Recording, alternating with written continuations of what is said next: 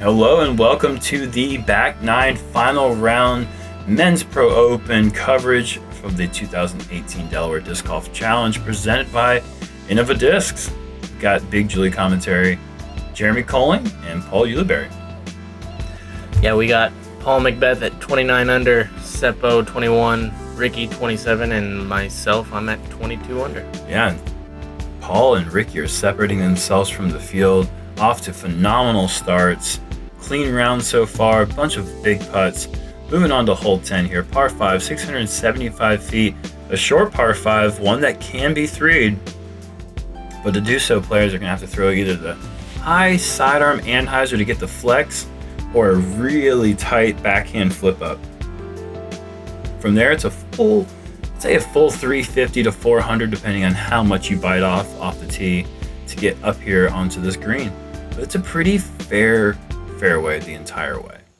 Yeah, Ricky going with that high turnover sidearm. This looks really good. Yeah, that's hitting the fairway perfect right there. And that's going to give Ricky a long outside look at his second eagle of the round. I actually think that he's further than we think. Okay. Here's McBeth. This looks pretty good. Oh, really good. Yep, Yeah, that's great. And that's in the fairway as well. And that's a conservative play. That's not a play to try to attack for that eagle, but that's just keeping it in the middle. Securing the birdie in this hole is pretty important. This is one of the easier holes in the course. Definitely one you got to pick up your birdie on. And that's probably a good kick. That was fading off into the woods on the right side. Yeah. Yeah, and that's 2 holes in a row where you've got a favorable kick. Let's see if you can take advantage of it this time. I did ask for it to hit a house. Okay, well, ask and ye shall receive. Okay.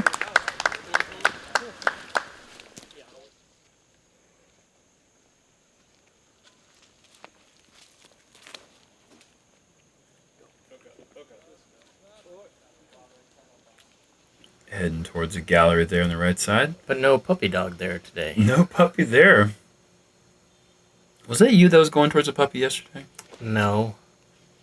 I think it was... I'm wrong. And if I say anything, these guys are going to eat me up in these comments.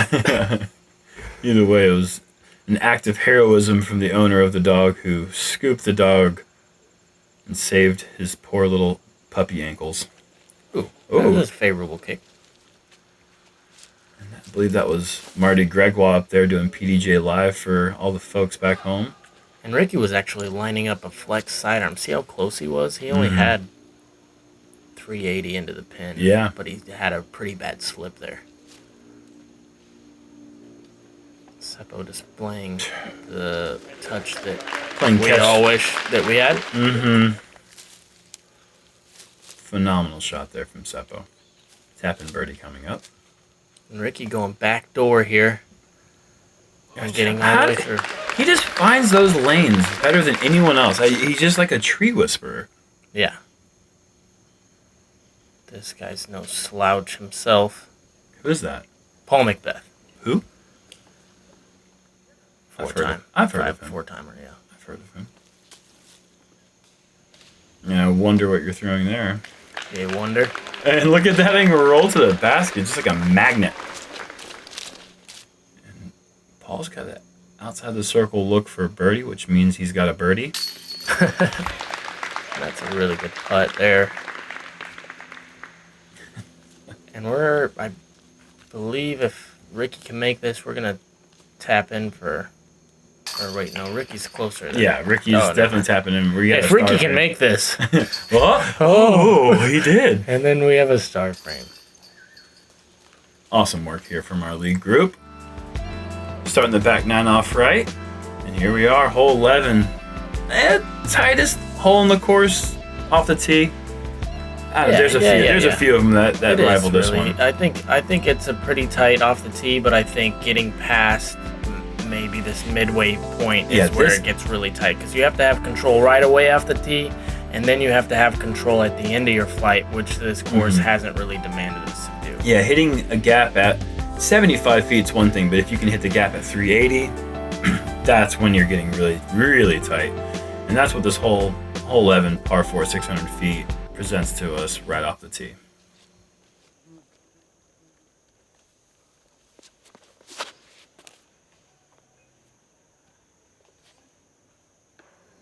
And makes it a decent way up the fairway. We've seen Ricky struggle with this hole for the first 2 rounds.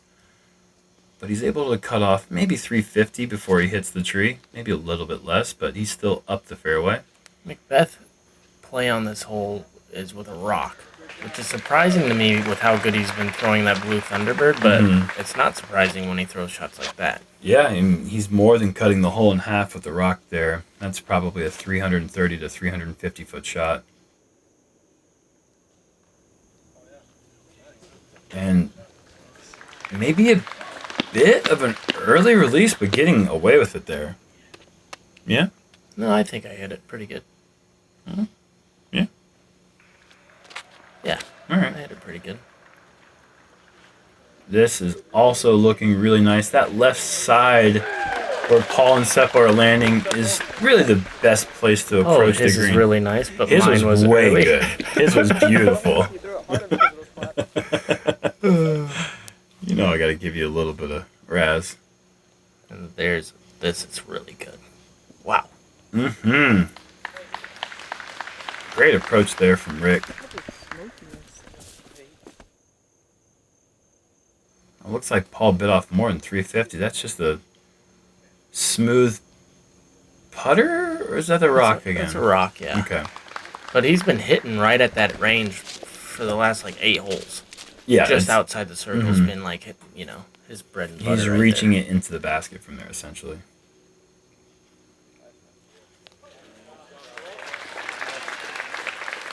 A wonderful approach.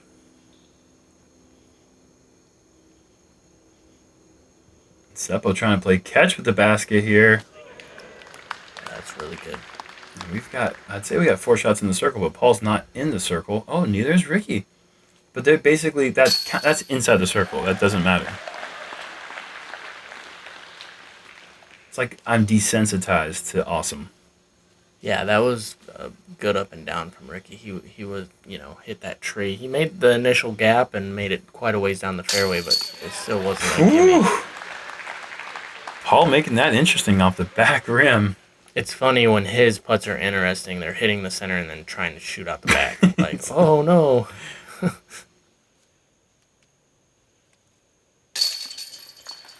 Seppo in for his birdie. And we're going to have back-to-back star frames here. Right? Yeah. Yeah, all right. Nice. That's a really great star frame. Yeah, it is. What a difficult hole. Yeah. I mean, the star frame on 10 is nice, but the star frame on 11 is super impressive. Right. Moving on to hole 12. Par 4, 520 feet. I mean, keep it straight, keep it true, have an overstable finish, and then if you do that, you will be set up with a putt approach to a very tricky green. This downslope makes it really difficult to play the right height. We saw Seppo in round 2 just throw a floater shot that landed 4 feet from the pin. I would be surprised to see that happen again that good. I do expect to see a few birdies, but I mean, he played it perfect. Here's Ricky. This is a typical play, throwing something overstable, forcing it over. Yeah. And once it gets to the point where it wants to break left, it's going down that fairway, giving him a little bit of a closer look into the pin. That's a really great shot there from Rick. And Paul going inside route here.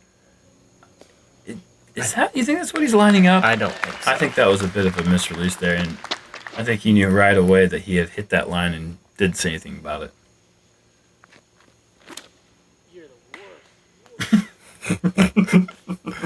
Yeah, You're not the worst. Yeah. You're one of the best. That time I was. Okay, yes. Now that I've seen all the other drives out, you were the worst. Mm-hmm. Luckily, I have this little number. The little get out of jail Uli roller shot. You were throwing that thing so stupid good. Like, that's a really good shot. Yeah. And the fortunate thing is that disc is made out of like the baseline plastic. So if it hits a rock, it's gonna explode. Yeah, it's made out of like powder. It's basically like hard packed powder. It's held together with milk and ice. And Paul going with a Nova. Really nice shot. And yep, those Guardian rocks leave the shots about 25 to 28 feet away. But he's been putting so well. That's a tap in. And Ricky's a similar distance.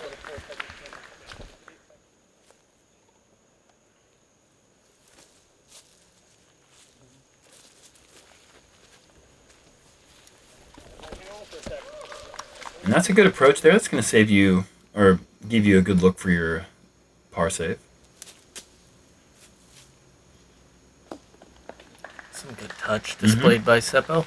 Yeah, love it when you can give that run to the basket, but also leave it right under the basket as well. Oh, and Rick has dropped a putt there. That means it's time for Paul to step up from circle's edge. He's been there. That was 3 in a row from just outside the circle. And I'd say it's a 2-horse race, but Paul's making it seem so difficult. Only 6 holes left. Oof, and that's going to be a drop shot for you. Yeah. It's just kind of unfortunate. You get up on the green and you can see there's these trees right by the basket, and if you're in the wrong place... Oh, if that tree wasn't there, I was going all the way down the hill. It was probably a good tree. Okay, all right, I wasn't even close, yeah. Oh, God, I love the honesty. Hole 13, par 3. This is the third of the 4 par 3s in the course. 360 feet downhill. Players are going to want to throw an overstable mid-range or a putter and break just before this grouping of trees, or somehow go behind this grouping and miss all these skinny ones. If you do that successfully, you'll be putting for your 2. I think that this course is a very fair course, especially off the tee, but this one, I feel like there's definitely some form of luck involved, even if you throw it perfect. Yeah, I have to agree with that. Just coming into the green, it's just, there is a disc that can hit that fairway perfectly, but it's just so specific. It's demanding a lot from you with how tight the fairway is, and especially coming in on these rocks because the ground play is so unpredictable. And Rick's going to have a tap in. Rick did hit the fairway perfectly there, so, you know, we can see that it can be done. Again, we can see. Well, let's watch it again here. Hyzen just before, getting really some of that rock play. It's pretty cool.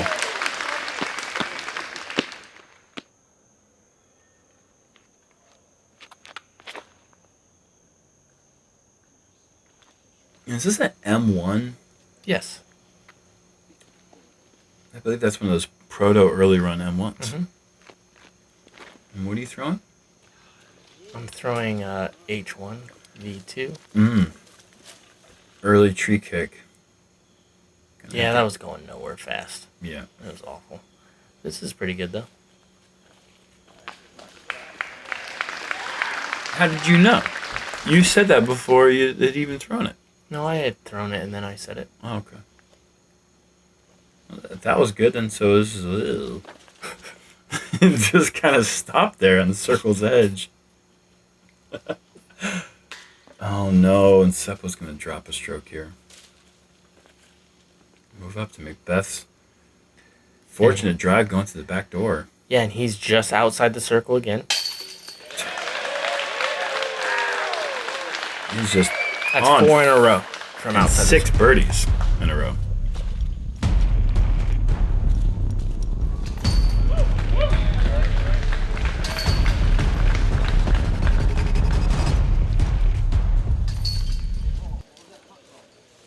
It's like I'm starting to think, like, would he rather be there than like 17, 18 feet away? Or like, what did it... Yeah. Okay. Hole 14, par 3. 370 feet. If you're like me and you hadn't had a 2 the entire tournament, this is your last chance. And spoiler, I didn't get the 2 here either. So I finished the entire tournament Without a 2. It's the first time in my career I've ever done that, but if there's going to be a course that'll do it, it is here at Iron Hill. 2s are not easy to come by. And Paul's going with the rock. I'm going to guess that's going to land just outside the circle. Yeah, why not? They've all been like within inches of the line. This one's I think like he's 2. trying to throw it to just outside the circle. He's aiming for it. This is really good. Oh, that's pipeline beauty shot right there. Man. Fantastic shot there from Rick. And you birdied this the first 2 rounds, I believe, correct? Yeah. This time, I always get a good kick. And you hit the 3rd round as well. That's the same tree you hit in round 1. Wow, you are definitely playing with backboards on the green here. That's awesome. It's just easier to, play that way. Yeah, forget about control. Forget about speed. Just yeah, who needs that stuff? I'm not really thinking about that stuff. All I'm trying to do is hit that fairway. Yeah. I'm not thinking about like how it's gonna land, where it's gonna. I'm trying to actually make it in the basket. Right. So I missed really bad there, but hey man, got rewarded. Seppo having to lay up for his par. And can Paul make it 5 straight putts outside the circle? I don't think I've ever seen a streak like that before. Oh, he's human. He heard you. You jinxed him. I did kind of jinx him, but golly, what a run there that was. 3 for 3 on hole 14 for Paul.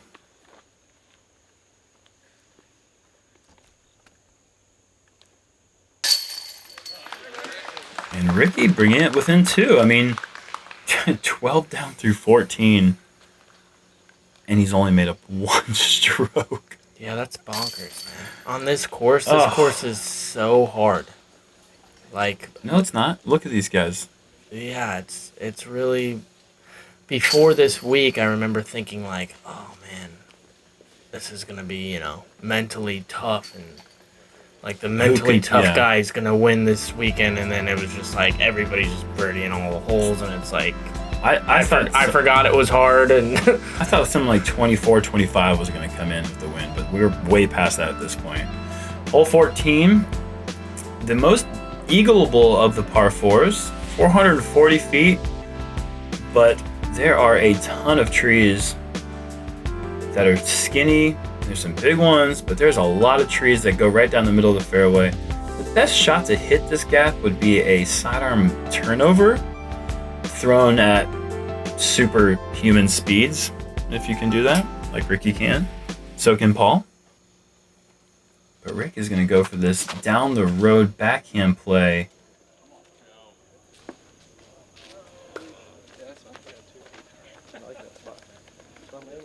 He says he likes that spot. Ulibarri stealing that line. Oh, I was going for the camera guy there. Yeah. And there'll be a scramble coming up from there.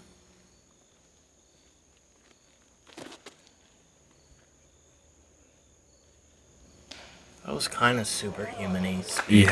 Yeah. Paul definitely has that super power low line flex shot.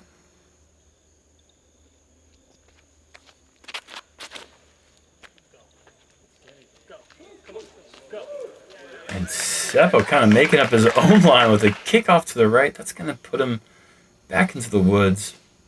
And if there's somebody who could get a backhand to this pin, I think it'd be Seppo with the power that he has. With those kind of the flippy angles that he throws. You don't see a lot of power players who have that sort of control with flippy or disc, but Seppo's definitely one of them.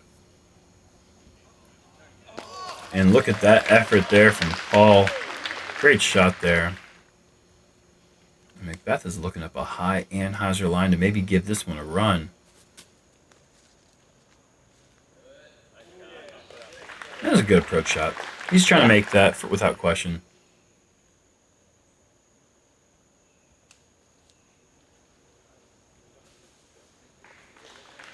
And Ricky is left with maybe 65, 70.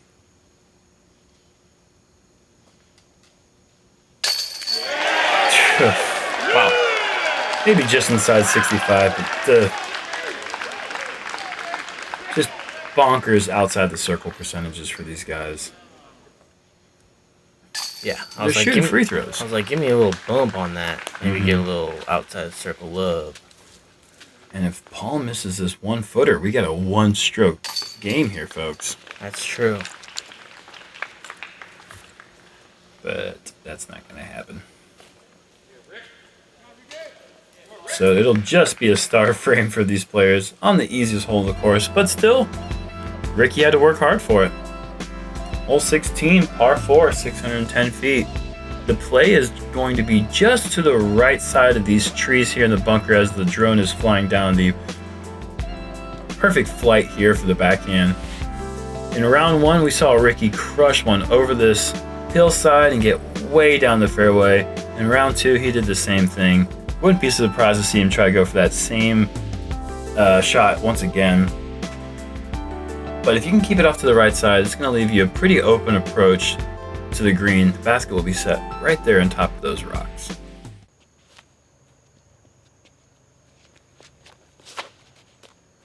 And Ricky gets it over. That's a little tight, but if he can beat those trees, which he beat, that's actually and has skipped into the log.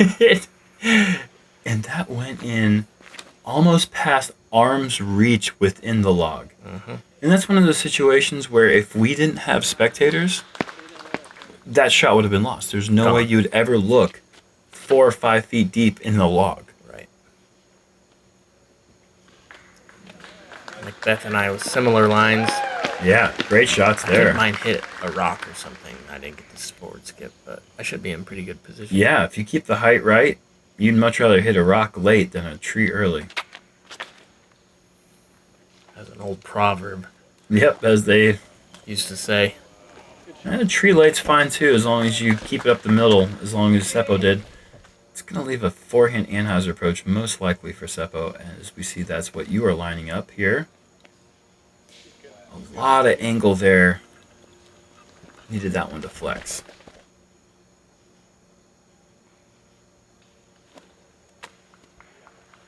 And this is looking really nice. He loves that disc. Oh, that's too, and he throws that really, really well. That is not a short shot to throw either. That was a fantastic shot. You said that was the A2? Wow. Paul just doing clinical stuff. Yeah, people didn't even have to pay to watch this. Yeah, well, that means he's gonna make it.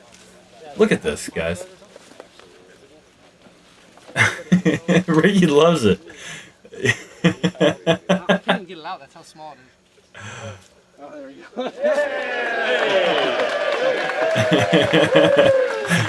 That is something else. That's a first. Yep. And a smart play using his left hand in case there were critters in there to bite his fingers off.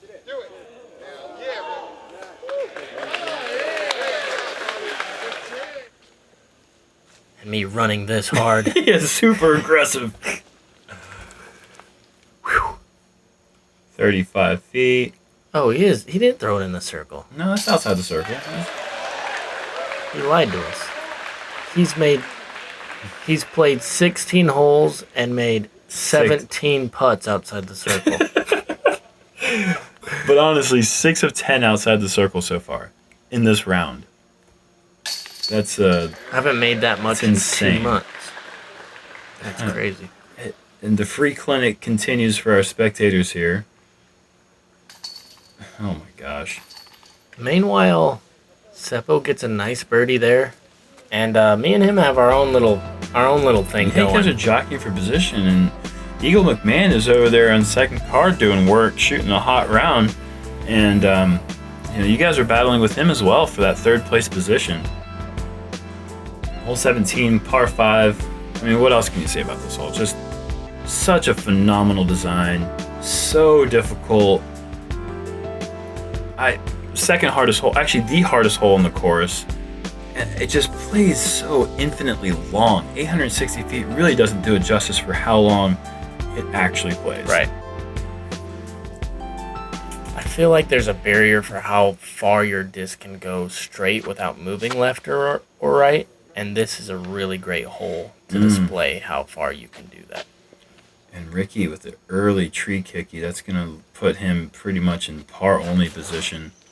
And McBeth with a pretty decent result considering that bad slip there. Yeah, that was a pretty bad slip. He's lucky to be okay, honestly. And Seppo, oh my gosh, just annihilates this. Oof. Right down the middle.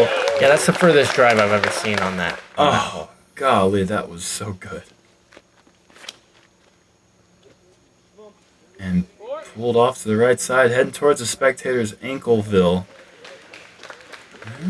Got some claps, I mean. Yeah. Oh, four. Oh, and Ricky, that kind of seals the deal for him. I feel like if Paul can keep this in the fairway all the way up, there's really only so much you can do. And you're chasing a ghost. Paul is just playing perfect right now. And there's another beautiful shot.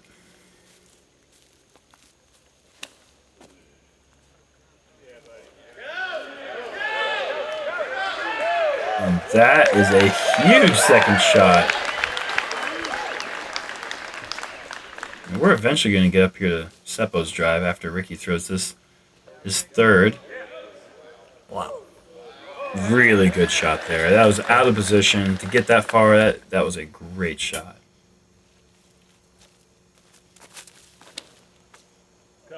Oh my gosh. Oh. Are you That is inside the circle. That's bonkers. Has anyone ever been inside the circle before? No, And two? I can say no. I can't For be. sure, no. Absolutely not. He's not even in the circle. This This is a a glitch. figment of our imagination. It's late here. Oh my gosh. And Ricky going backdoor from there, which is the only way to access the green realistically. What a great approach shot. Paul doing the same. And you're going to you're going to try to take a page out of their book. But wow, fortunate kick forward. Yeah. Yeah, but that's on the flat. And Seppo is putting for eagle. Yeah, this is something that I didn't think would happen. Oh my gosh, the crowd loves it. Each one of these spectators, I'm sure, has experience playing this course. They all know how difficult that is. That's not even difficult. That's unrealistic. Yeah, that's not a real score, guys. Wow. Golly. Like we were saying first day, how great a 4 felt, that it almost felt. It feels like an eagle. An eagle. Yeah, it really does. And Rick, just one bad shot, scrambled for par. That's a great par. Yeah, we shot 4 down on the card. With a par. God. Ugh. My brain's melting. Well, Paul has extended his lead to 3 strokes. If he can just keep this in the fairway, it's all but over. Played amazing all weekend. Hole 18, last hole of the course. Par 4, 630 feet. Super tight off the tee. And then the approach is so technical. You have a wall of trees left to right. The biggest gap obviously being over here by the short pin. You can make it all the way up there and avoid these last few trees and get past these rocks. You'll be set up for your birdie.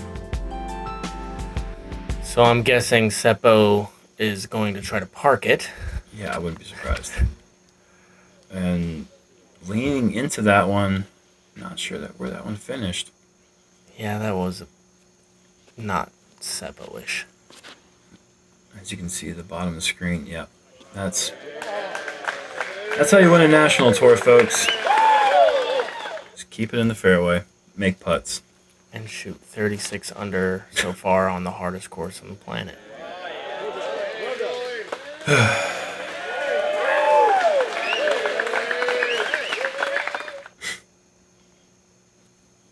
I threw that one good. You did. Ricky didn't. No, Ricky didn't. No. Having to throw a flick roller with his first run felon. Made it around the corner nicely, but that is no easy work from there. He's in no man's land. Look at this, though. What? Where's this going? Wow. Is he putting? See, and I was on the other side of the fairway. I had no idea that happened. Oh my gosh, that's walkie-talkie golf at its finest. That's amazing. And Rick's so good at just pulling stuff like this out of a hat. Look at that. Awesome shot. That's going to leave him 50 feet for his par, but not many people could even get that close from there.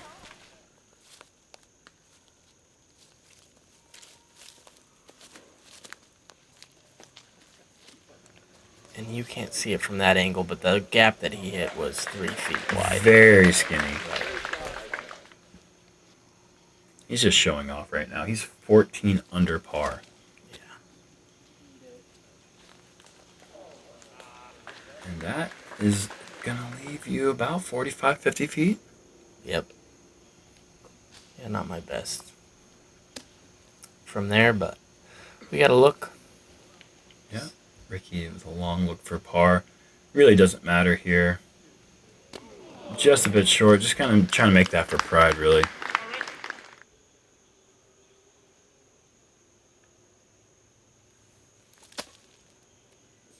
Let's go!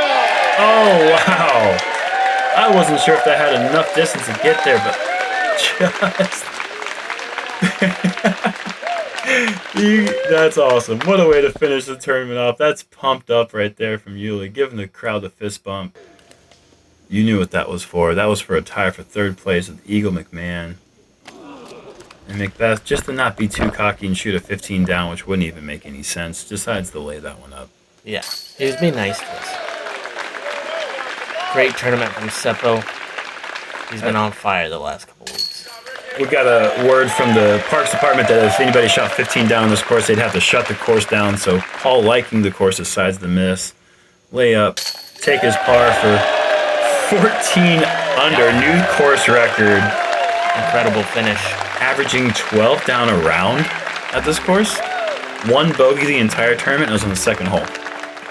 After that, just went nuts. 2018 Delaware Disc Golf Champion, McBeth.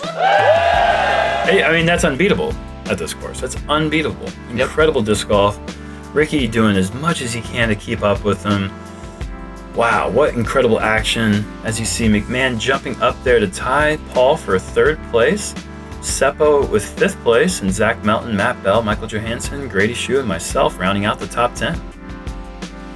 Thank you so much for tuning in to the 2018 Delaware Disc Golf Challenge presented by Innova Discs. We'll see you guys at the USDGC coming up the beginning of October. Can't wait to bring you guys all the action from there.